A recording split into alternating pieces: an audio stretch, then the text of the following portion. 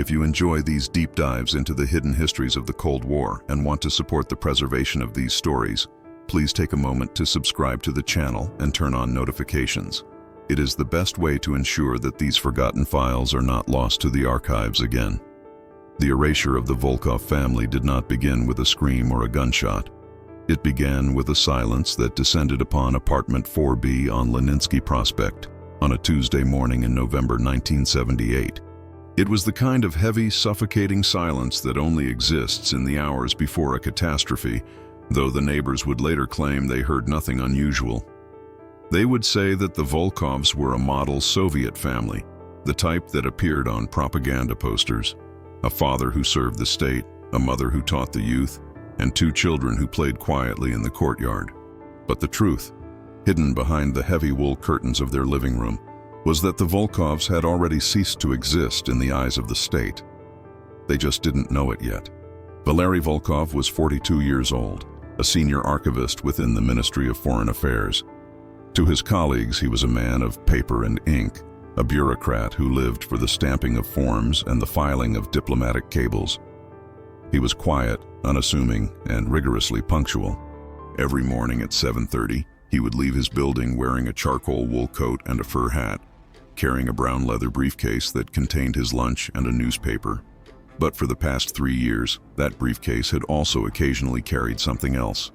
Microdots concealed beneath the postage stamps of personal letters, and carbon copies of high-level communications between Moscow and Soviet embassies in the West. Valery Volkov was not just an archivist. He was the CIA's most valuable asset inside the Soviet diplomatic corps, operating under the cryptonym Ghostwalker. His wife, Irina, knew. In the annals of Cold War espionage, it was rare for a spouse to be fully cognizant of a partner's treason. The psychological burden was usually considered too great, the risk of a slip-up too high. But the Volkovs were different. They operated as a singular unit, bound together not just by marriage, but by a shared, simmering disillusionment with the system that governed their lives.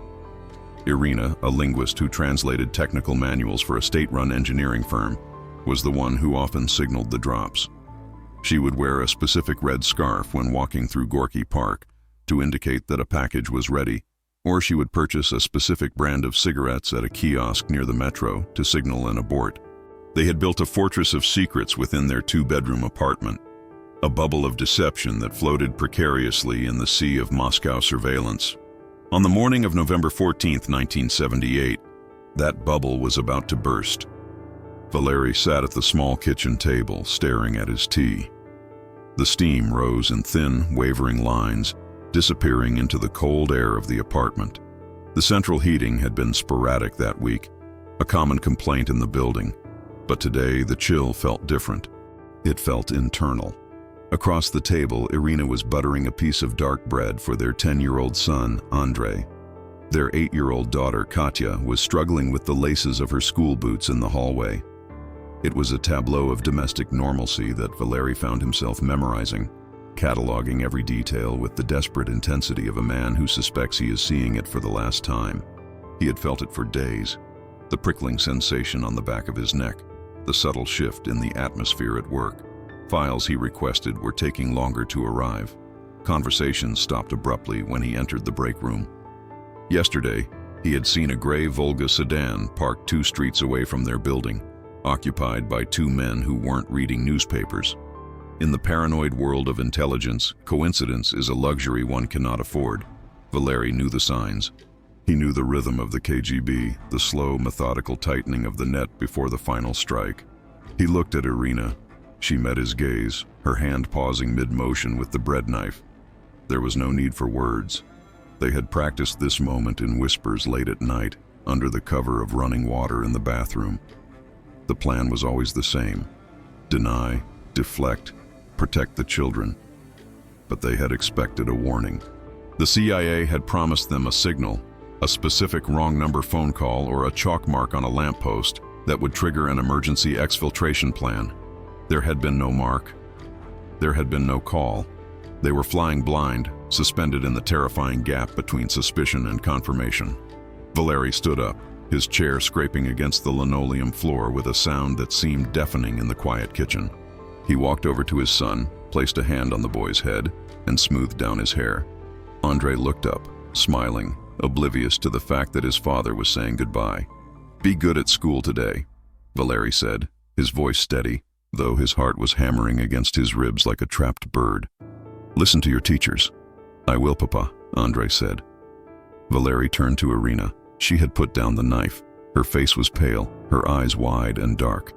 She stood and walked to him, adjusting his collar, her fingers lingering on the fabric of his coat.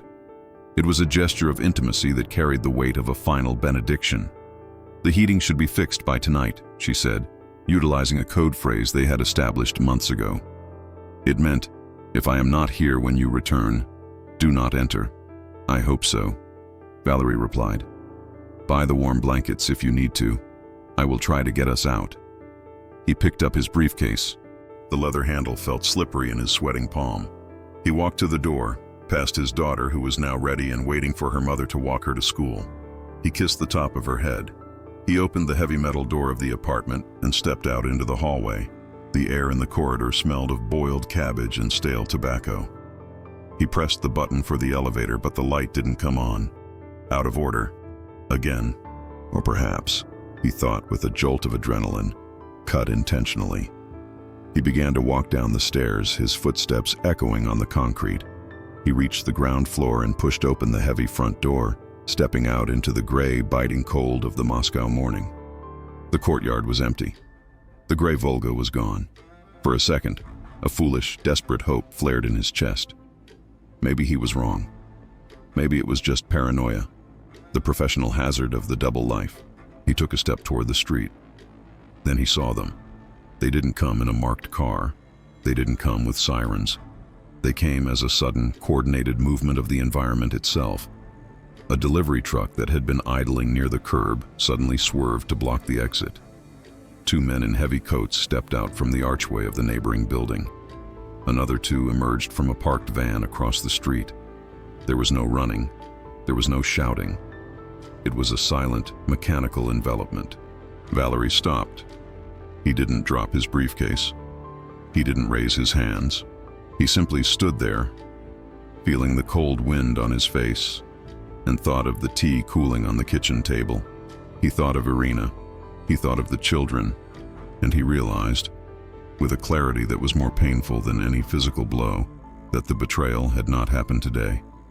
It had happened weeks ago, miles away, in a room he had never seen, by a person he barely knew. The silence of Leninsky Prospect was broken only by the sound of heavy boots closing in on him, the sound of his life ending. To understand how the Volkov family reached the point of annihilation, one must look back 4 years, to the pristine, neutral streets of Geneva, Switzerland. It was 1974, and the détente between East and West was at its height, a fragile diplomatic thaw that allowed for increased cultural and scientific exchange. Valery Volkov had been stationed at the Soviet mission to the United Nations in Geneva, a coveted posting for a mid-level diplomat. It was a world away from the gray austerity of Moscow. Here, the shops were full, the air was clean, and the unspoken rules of Soviet life seemed to loosen just enough to breathe. Valery was a loyal citizen then, or at least he told himself he was. He was a product of the post-war generation, raised on stories of the Great Patriotic War and the necessity of sacrifice. He believed in the mission of the Soviet Union, in the promise of a socialist utopia, but Geneva was a mirror that showed him the cracks in his own reflection. He saw the hypocrisy of the senior party officials who lectured on the evils of capitalism by day and bought Swiss watches and French cognac by night. He saw the fear in the eyes of his colleagues, the constant looking over the shoulder, the endless writing of reports on one another to prove loyalty. The recruitment did not happen in a dark alley. It happened in a bookstore. Valery had a passion for history, particularly the Napoleonic Wars, and he spent his lunch hours browsing the shelves of a small, dusty shop in the old town. It was there he met an American named David. David introduced himself as a visiting academic, a professor of European history. They bonded over books.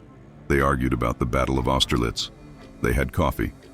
It was a classic soft approach, a slow, deliberate cultivation of friendship that lasted 6 months before politics was ever mentioned. David was not a professor. He was a case officer for the Central Intelligence Agency's Soviet Russia Division. He had identified Valery as a potential target not because of any overt anti-Soviet sentiment, but because of his intellectual curiosity. Intelligence profiles had flagged Valery as a thinker, and in the eyes of the CIA, a man who thinks is a man who eventually questions. The turning point came in the autumn of 1974. Valery's father, a decorated war hero, fell ill in Moscow. Valery requested emergency leave to visit him. The request was denied by the KGB security officer stationed at the mission, a man named Korzakov. The reason given was a security precaution. The summit was approaching, and all hands were needed. Valery pleaded. He argued. It didn't matter. The state's needs outweighed the individual's grief. 2 days later, Valery received a telegram that his father had died alone in a crowded hospital ward. When Valery returned to the bookstore a week later, he was a hollowed-out version of himself. David saw it immediately. He didn't press. He simply listened as Valery poured out his bitterness, his rage at a system that treated human beings as fuel to be burned and discarded. "It doesn't have to be this way, Valery," David had said quietly, placing a hand on the younger man's arm. "You can't change the past, but you are in a position to shape the future. Not just for yourself, but for your country. Real change doesn't come from the top, it comes from the truth." It was a seductive pitch. It wasn't about money, though the CIA would eventually set up an escrow account for him in Switzerland. And it wasn't about defecting. Valery didn't want to leave Russia. He wanted to fix it. He convinced himself that by providing information to the West, he could help maintain a balance of power that would prevent war, that he could undermine the corrupt hardliners who held the Soviet people hostage. He didn't see himself as a traitor. He saw himself as a patriot acting in the shadows. He agreed to cooperate. The initial training was rigorous and conducted in stolen moments, in safe houses disguised as apartments, in parked cars, during long walks in the park. David taught him the tradecraft of the spy, how to check for surveillance, how to load a dead drop, how to use a one-time pad, how to photograph documents using a camera hidden in a lighter. Valery proved to be an apt pupil. He had a meticulous mind and nerves of steel. But the most dangerous part of the arrangement was Irina. The CIA doctrine usually strictly forbade involving spouses unless absolutely necessary. The risk was exponential. However, Valery insisted. He told David that he could not live a lie with his wife. She was his moral compass. If she didn't agree, he wouldn't do it. It was a gamble that terrified the handlers at Langley, but David sensed the unique bond between the couple. He authorized the approach. Valery told Irina on a Sunday afternoon while they were hiking in the Alps, far from the microphones of the embassy. He laid it all out, the meetings, the offer, his anger, his hope. He expected her to be terrified. He expected her to beg him to stop. Instead, she had looked at him with a fierce, terrifying calm and said, "If we do this, we do it to end the fear. We do it so our children won't have to live like this." From that moment, they were partners. When Valery was recalled to Moscow in 1976 to take a position at the ministry, they were no longer just a diplomat and his wife. They were an active intelligence cell embedded in the heart of the Soviet capital. They were Ghost Walker, and for 2 years, they were perfect. Life in Moscow for the Volkovs was a masterclass in compartmentalization. On the surface, they were the picture of Soviet success. They attended party meetings. They marched in the May Day parades. They vacationed at ministry-approved sanitariums in Crimea. But beneath this veneer, every action was calculated, every routine weaponized. The information Valery accessed was of the highest caliber. As a senior archivist, he saw the raw feed of Soviet foreign policy before it was sanitized for the Politburo. He saw the real economic figures that showed the slow rot of the industrial base. He saw the desperate cables from ambassadors in satellite states warning of unrest. He saw the technology wish lists that the KGB's Directorate T was tasked with stealing from the West. Getting this information out of the ministry and to the CIA was a logistical nightmare. The Ministry of Foreign Affairs was a fortress. Guards checked briefcases. Random searches were common. Valery couldn't simply walk out with stacks of files. He had to be smarter. He used a specialized miniature camera provided by the CIA, known as the T-100.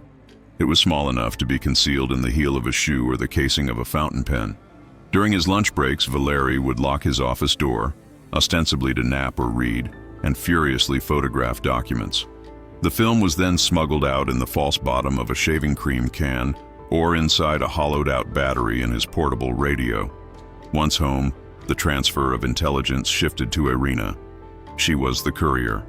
The CIA operating procedures in Moscow in the late 1970s relied heavily on dead drops, prearranged hiding spots where items could be left and retrieved without the two parties ever meeting. Irina's routine was vital.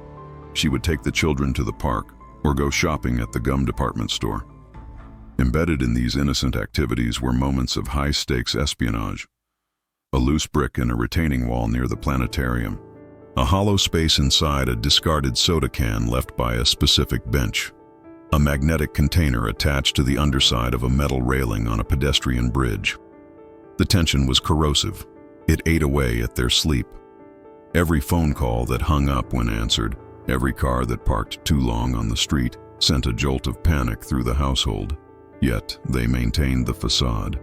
They hosted dinner parties for Valery's colleagues, laughing and drinking vodka, while a roll of exposed film containing state secrets sat inside a hollowed-out wooden Matryoshka doll on the shelf just feet away.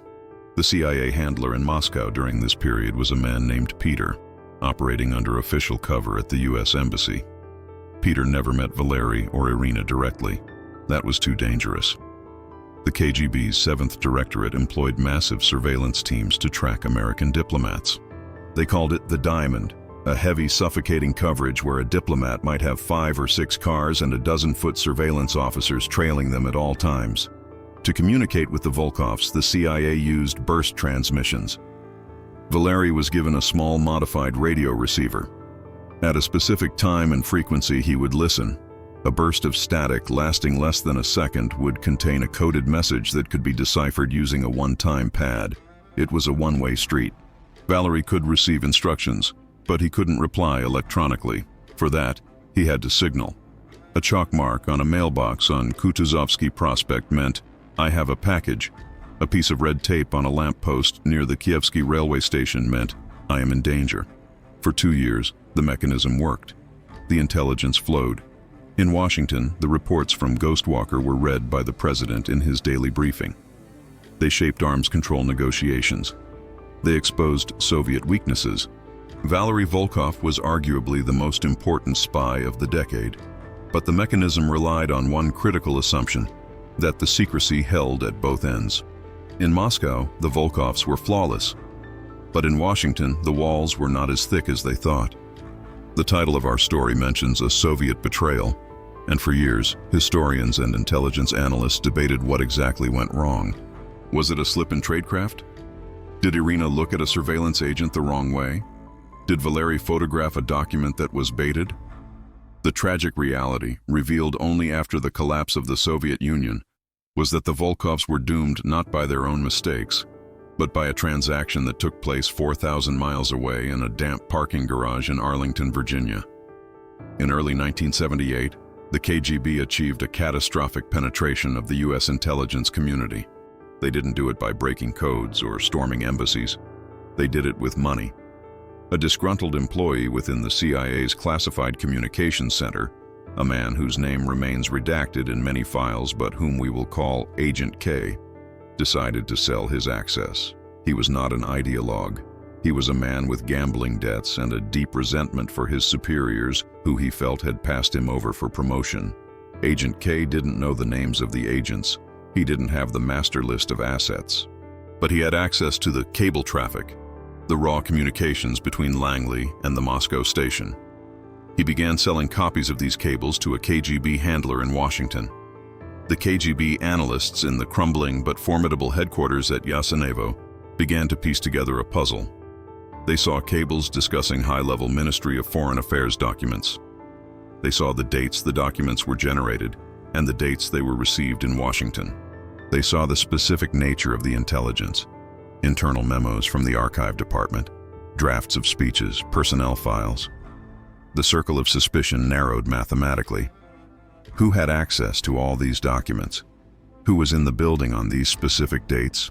Who fit the profile? The KGB didn't rush. They were predators, not scavengers. They initiated a mole hunt within the ministry, led by Colonel Viktor Semenov of the 2nd Chief Directorate. Semenov was a legend in counterintelligence, a man with a mind like a steel trap. He didn't arrest anyone immediately. Instead, he began to mark the suspects. He instituted subtle tests. In August 1978, Semenov planted a canary, a fabricated document about a non-existent planned troop movement in East Germany. He created 3 versions of the document, each with slightly different figures and wording. He gave one version to an aide in the minister's office. He gave one version to a secretary in the encryption room. And he filed one version in the archive, specifically in a section Valery Volkov was responsible for managing. 3 weeks later, the contents of the archive version appeared in a CIA briefing paper that Agent K sold to the KGB in Washington. The confirmation was absolute. The leak was in the archive. The leak was Valery Volkov. But Semenov didn't order the arrest yet. He wanted to know the network. He wanted to know how the information was moving. He wanted to know about the wife. He wanted to roll up the entire operation. So, in September 1978, he authorized Operation Glasshouse. The Volkovs were placed under Category 1 surveillance, the highest level of scrutiny the Soviet state could bring to bear. And the Volkovs, sitting in their kitchen, planning their future, had no idea that the roof over their heads had already turned to glass. The surveillance began as a whisper. It was the click of the telephone line when Valery picked it up, a sound so faint it could have been static, but to a trained ear, it was the sound of a tape recorder engaging. It was the way the mail in their box seemed slightly crumpled, as if it had been opened and resealed by hands that were professional but hurried. Inside the apartment, the KGB installed listening devices. They drilled through the concrete walls from the vacant apartment next door, inserting pin-sized microphones behind the baseboards in the living room and the bedroom. They replaced the telephone receiver with a bugged duplicate. They even managed to place a device inside the electrical socket in the kitchen. For weeks, the KGB analysts listened to the intimate life of the Volkov family. They heard the arguments about money. They heard the children doing homework. They heard the silence of the couple communicating in hand signals and written notes. This silence was, in itself, damning. Innocent people do not conduct conversations on magic slates. Children's wax writing pads that can be erased by lifting the plastic sheet inside their own homes. Valery began to notice the ghosts. On his commute, the faces in the crowd became familiar. The man in the blue cap reading Pravda at the bus stop. The woman with the heavy shopping bags who always seemed to be walking 10 paces behind him on the Arbat. He tried to run SDRs, surveillance detection routes. He would change his path, jump on a bus at the last second, walk through a department store, and exit through a side door. The KGB team was good. When he moved, they handed him off to a new team. They used a floating box formation, surrounding him with agents on parallel streets, coordinated by radio. They never let him see the same face twice if they could help it, but Valery felt the weight of their attention. It was a physical pressure, a tightening of the chest. One evening in October, Irina came home shaking. She had been at the market. A woman had bumped into her hard and whispered, "Your scarf is very red today, comrade." It was a nonsensical phrase, but the tone was menacing. It was a psychological prod, a tactic the KGB used to destabilize targets, to make them panic and make mistakes. "They know," Irina whispered to Valery that night, writing the words on the magic slate in the dark bathroom with the shower running. "They are playing with us." Valery took the stylus. "We need to signal. We need to leave. Now." He wrote the message, then erased it. The gray wax surface cleared, leaving no trace of their terror. But the fear remained, clinging to the damp tiles of the bathroom walls. The protocol for emergency exfiltration was clear but perilous. Valery had to make a physical signal at a location deemed critical. This was not a drop site. It was a panic button. The location was a specific telephone booth near the Kievsky railway station. He had to place a piece of yellow tape on the spine of the phone book inside the booth. This would tell the CIA station chief that the asset was burned and required immediate extraction. The problem was getting there clean. If he was under Category 1 surveillance, going to the signal site was tantamount to suicide. They would see him place the mark. They would know he was calling for help, but he had no choice. On November 10th, 4 days before the arrest, Valery attempted the run. He left work early, claiming a migraine. He took the metro, changing lines 3 times. He moved with a manic energy, trying to shed the ghosts. He thought he had lost them in the crush of the evening rush hour. He emerged at Kievsky Station, the massive, cavernous terminal teeming with travelers. He found the booth. He entered, his heart pounding so hard his vision blurred. He reached into his pocket for the tape. As he pulled it out, he saw a reflection in the glass of the booth. A man was standing by the newsstand, 20 feet away, watching him. The man wasn't reading a paper. He was looking directly at Valery, and he was smiling. It was a cold, predatory smile. Valery froze. If he placed the tape, they would arrest him on the spot. If he didn't, he had no way to call for help. He made a split-second decision. He pretended to make a call, speaking into the dead receiver for a minute, then hung up. He put the tape back in his pocket. He walked out of the booth, past the smiling man, and back into the metro. He had failed. The cage was closed. Back at the embassy, the CIA station chief was pacing. They knew from other sources that the KGB was active. They had seen the surveillance teams moving. They suspected Volkov was the target. They had an exfiltration plan ready, a daring scheme involving a trunk with a false bottom in a diplomatic car crossing into Finland. But without the signal, they couldn't trigger it. They couldn't just drive up to his apartment and grab him. That would cause an international incident and likely get the family killed in the crossfire. They needed Valery to make the first move. They waited for the yellow tape. It never appeared. The CIA was paralyzed by the lack of confirmation. They debated. They argued. Was he really burned, or was he just lying low? The indecision in the safe room of the U.S. Embassy was the final nail in the coffin. While the Americans held meetings, Colonel Semenov was signing the warrants. The night before the raid, November 13th, was surreal in its normalcy. Valery and Irina knew, intuitively, that the end was imminent. The failed signal run had confirmed the depth of the surveillance. They were trapped. They decided, without speaking of it, to give their children one last memory of happiness. Irina cooked a chicken she had managed to procure, roasting it with garlic and potatoes. Valery opened a bottle of Georgian wine he had been saving. They put a record on the turntable, Tchaikovsky, something sweeping and melancholic. They sat at the table and ate. They didn't talk about politics. They didn't talk about work. They talked about the summer vacation they had taken 2 years ago to the Black Sea. They reminded Andrei of how he had learned to swim.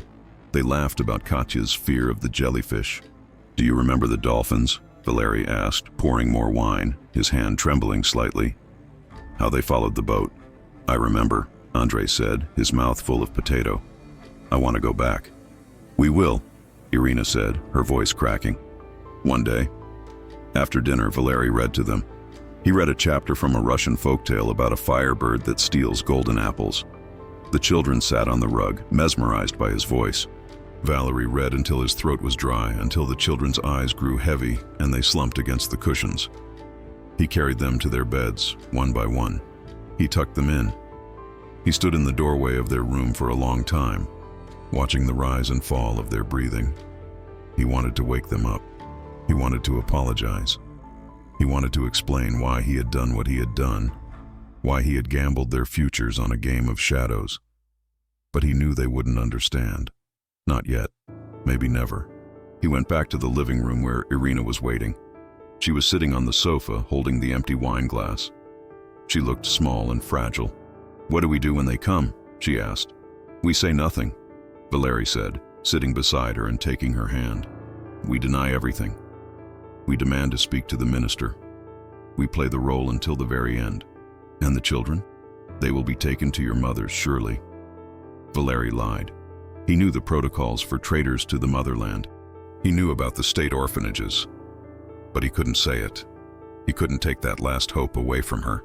"Yes," Irina said, closing her eyes. "To my mothers." They sat in the dark, holding hands, listening to the wind rattle the window panes, waiting for the sun to rise on the last day of their lives. We returned to the morning of November 14th, the courtyard, the heavy boots. Valery was shoved against the brick wall of the archway. Rough hands patted him down, removing the briefcase, his wallet, his keys. He felt the cold steel of handcuffs ratcheting tight around his wrists, biting into the bone. He didn't struggle. There was no point. He looked up and saw Colonel Semenov stepping out of the black sedan. Semenov was a small man with glasses, looking more like an accountant than an executioner. He walked up to Valery and stared at him with a look of mild curiosity. "Ghost walker," Semenov said softly. "The walk is over." Valery said nothing. He was pushed into the back of the van. There were no windows. He sat in the dark, the smell of exhaust fumes and stale sweat filling his nose as the van lurched into motion. Back at the apartment, the raid was simultaneous. The door was breached with a sledgehammer. The sound was like a thunderclap inside the small space. Irina was in the kitchen. She screamed as men in black tactical gear poured into the hallway. They didn't ask questions. They grabbed her. "The children!" she shrieked, fighting against the grip of a soldier who was twice her size. "Let me say goodbye to the children." Andrei and Katya were in the hallway, frozen in terror. They saw their mother being dragged out, her heels scraping across the floorboards. They saw the men overturning furniture, ripping books from the shelves, tearing the paintings from the walls.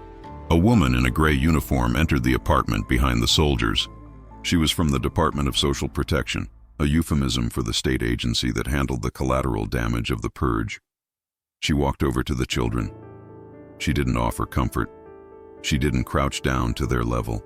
"Come with me," she said efficiently. "Where is Papa?" Andrei asked, tears streaming down his face. "Where are they taking Mama? Your parents are enemies of the people," the woman said, her voice devoid of emotion. "You are wards of the state now. Get your coats." It happened that fast. One minute they were a family, the next they were debris. Irina was thrown into a separate car. As the vehicle pulled away, she saw her children being led out of the building by the woman in gray. They looked small and lost against the backdrop of the massive Soviet apartment block. That was the last image Irina Volkov ever had of her children.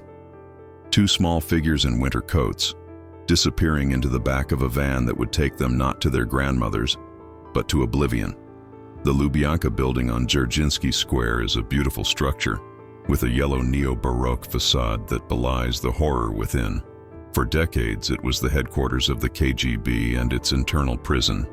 It was where the purges of the 1930s were engineered, and where Valery and Irina Volkov were brought to be broken. They were separated immediately.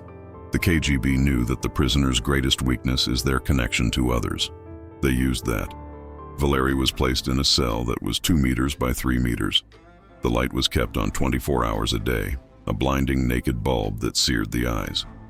There was no bed, only a wooden plank. There was no sound. The isolation was absolute. For the first 3 days, they didn't interrogate him. They let him sit. They let him stew in his own anxiety, deprived of sleep, deprived of time.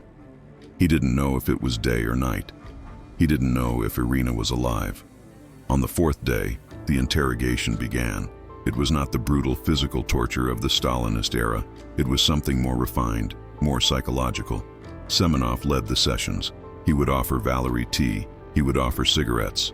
He would speak in a calm, reasonable voice.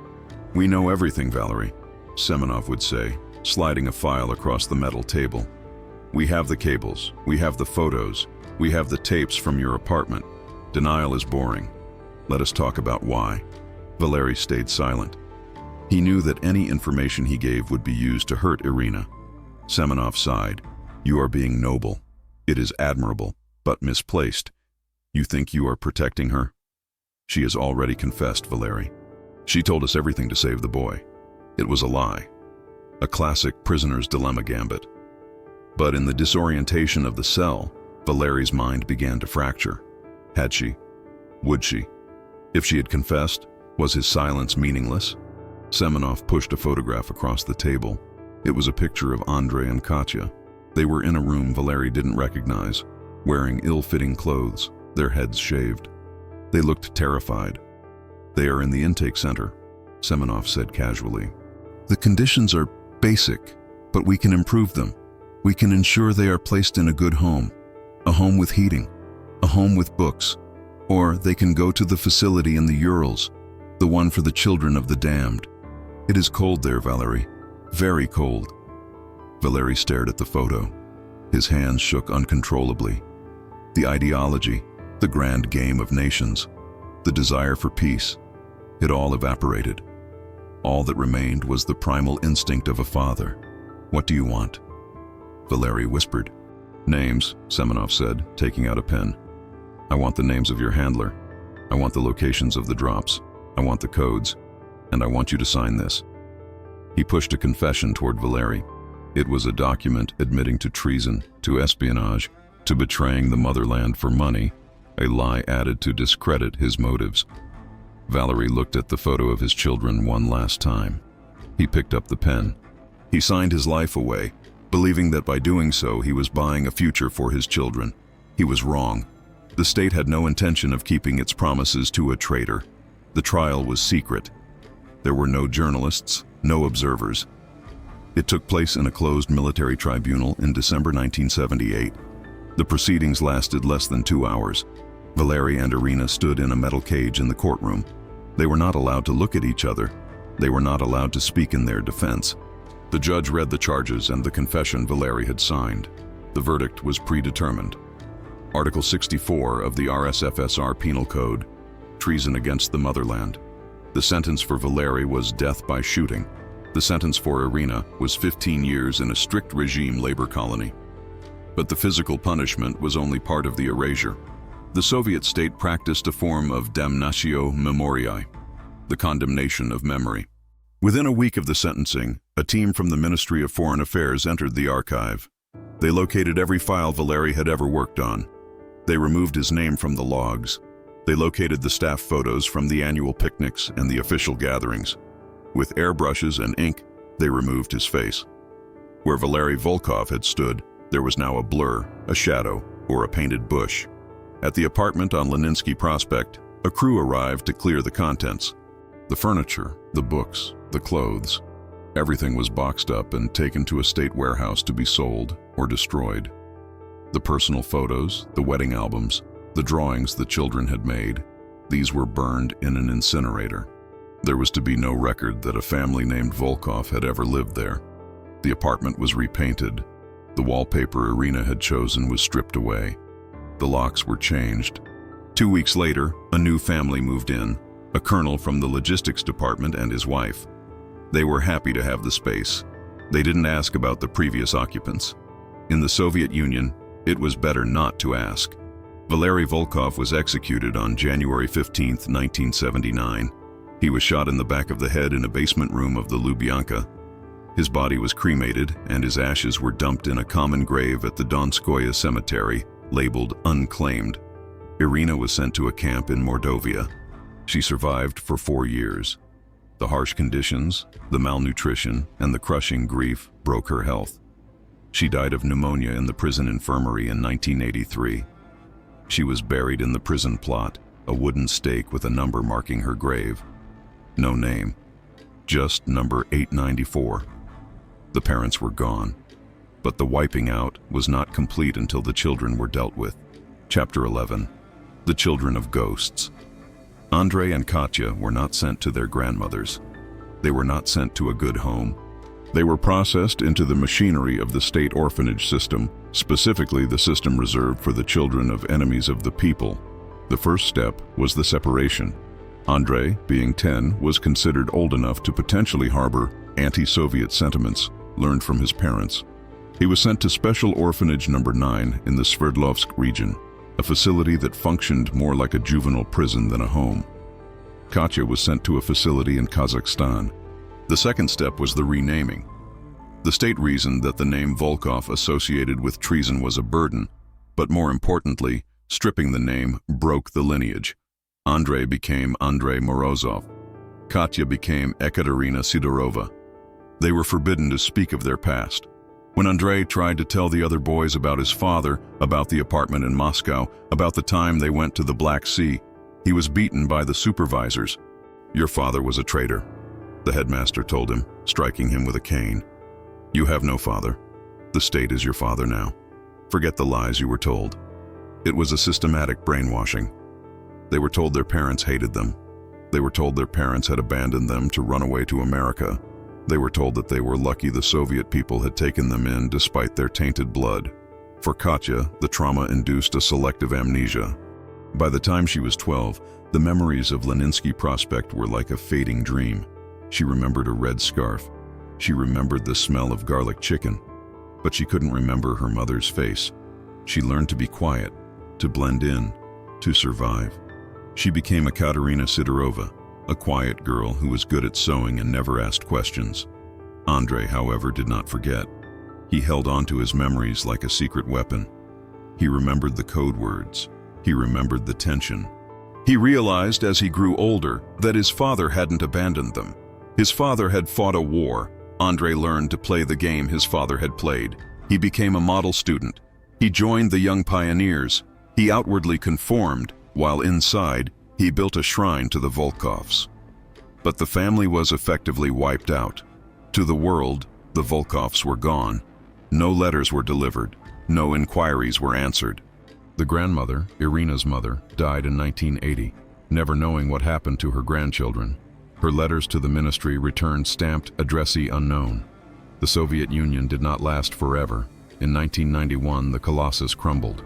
The archives were thrown open. The statues of Dzerzhinsky were toppled. The fear that had held the silence together evaporated.